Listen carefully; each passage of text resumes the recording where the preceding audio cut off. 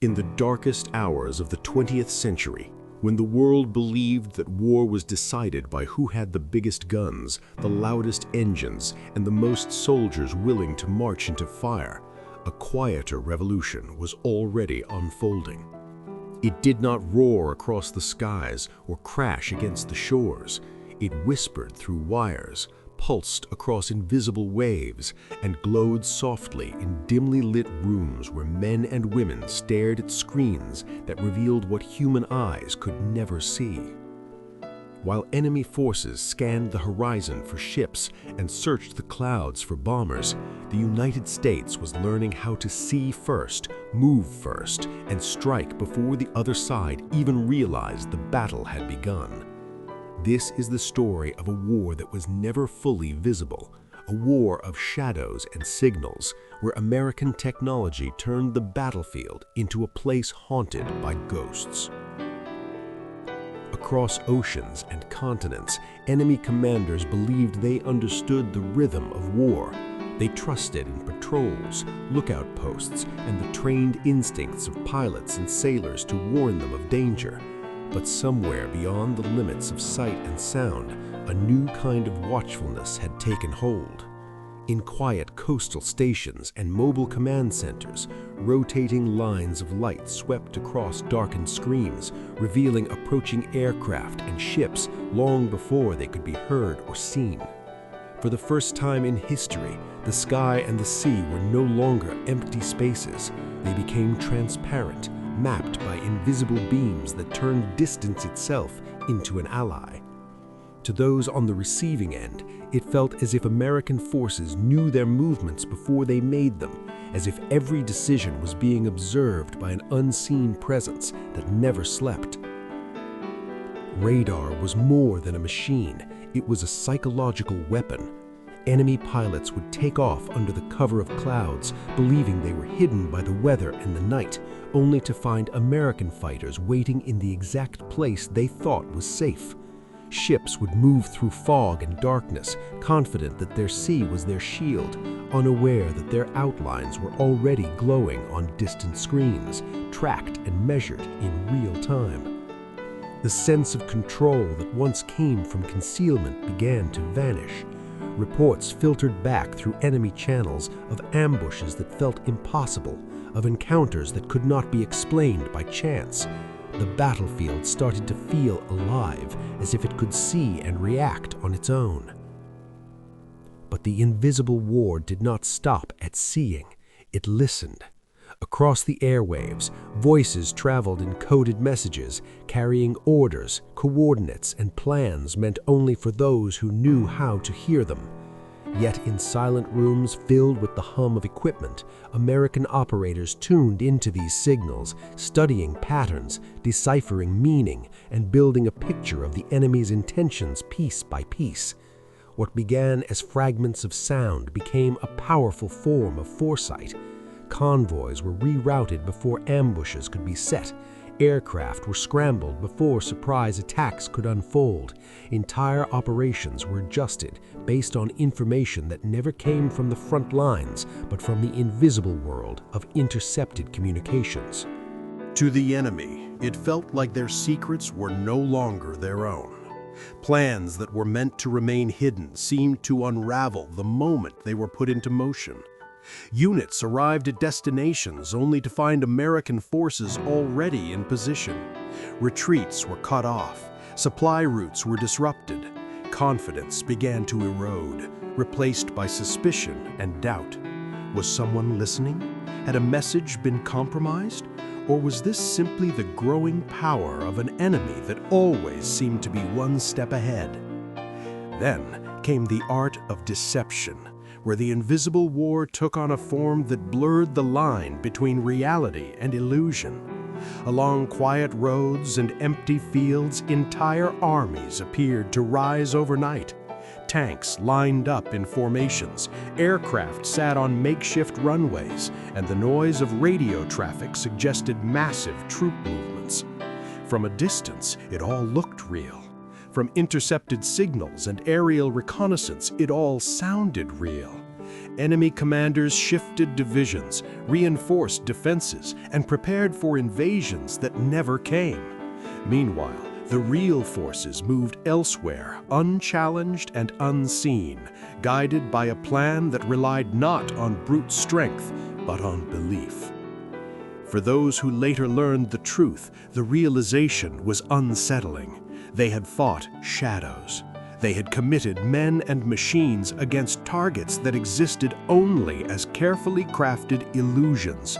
The battlefield had become a stage, and American technology had become both the spotlight and the script, directing attention away from where the real story was unfolding. At sea, the invisible war took on a deeper, darker tone.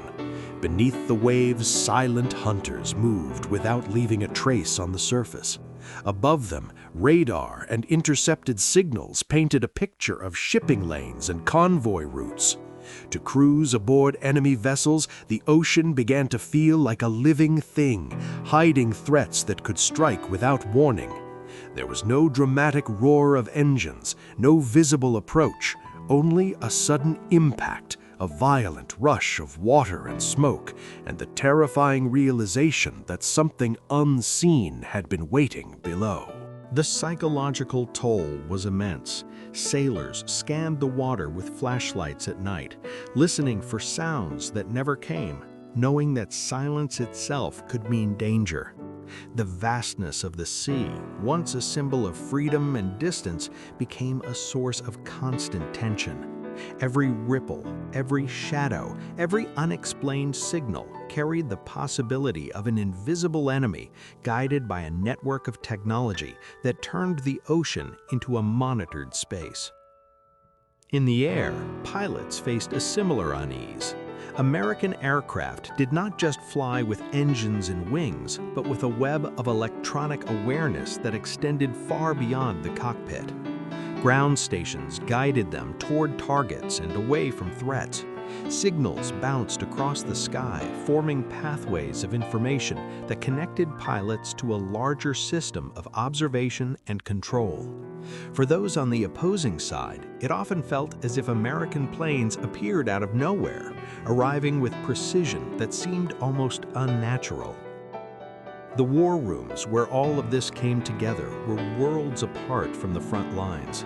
Dimly lit, filled with maps, screens, and the quiet intensity of focused minds, these spaces became the nerve centers of a new kind of warfare. Here, battles were anticipated before they were fought. Here, decisions were shaped by streams of invisible data that flowed through wires and airwaves. The traditional image of war as a clash of armies gave way to something more complex, more subtle, and in many ways, more powerful. As the months passed and victories accumulated, a pattern began to emerge. American success was not just a matter of industrial strength or manpower, but of integration. Machines, information, and human judgment were woven into a single system that could adapt and respond faster than any single unit on the field. The enemy was not just facing ships, planes, and soldiers. They were facing an entire network, one that could see, hear, and think across vast distances.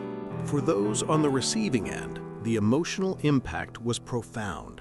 Letters and reports spoke of a growing sense of inevitability, of a feeling that resistance was being measured and anticipated at every turn. The war was no longer just something happening in front of them, it was happening around them, above them, and within the very channels they used to communicate and coordinate. Yet, for the American forces and the nation behind them, this invisible war became a source of pride and confidence. It represented ingenuity, collaboration, and the belief that knowledge itself could be a form of strength.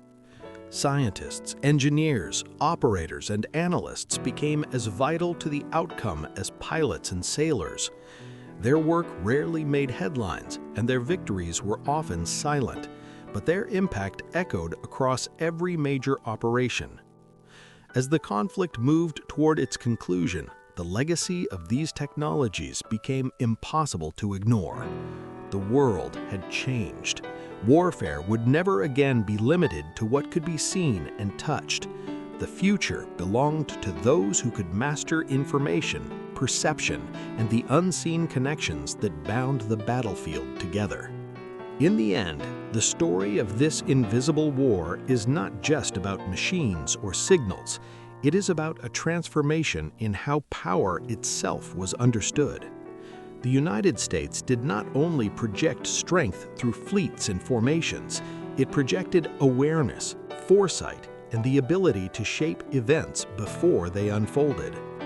For the enemy, this often felt like fighting an opponent that was everywhere and nowhere at once, a presence that could not be easily defined or confronted. And so, when the guns finally fell silent and the skies grew quiet, the shadows remained. The technologies born in secrecy and necessity went on to shape a new world, one where information became as decisive as any weapon. The ghosts of that invisible war still linger in the systems and networks that define modern life, a reminder that sometimes the most powerful force on the battlefield is not what you can see, but what you cannot.